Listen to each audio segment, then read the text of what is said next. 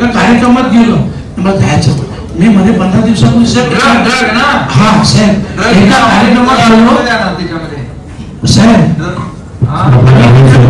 नाही साहेब मी बोलतो एकच मिनिट.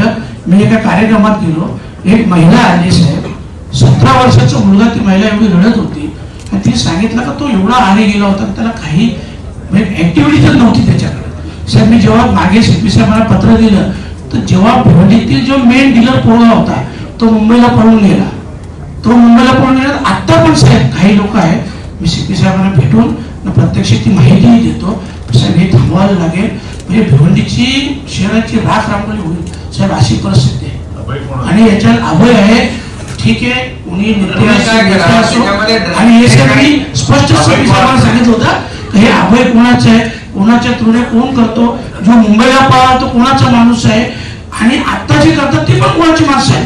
साहेब बघा मी दिवाळी बोलत सीपी साहेबांना पैसे सगळ्यांना कमवायचे पण एक नीतिमत्ता आहे, पण हे भिवंडीत नाही.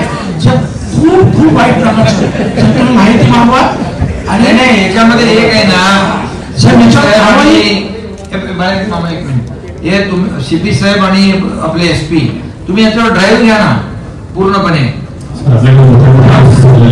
हा याचा थोडा टास्क फोर्स आहे ना, हे सगळे शाळेच्या आजूबाजूच्या ज्या टपऱ्या बिपऱ्या तोडून टाका ना सगळं.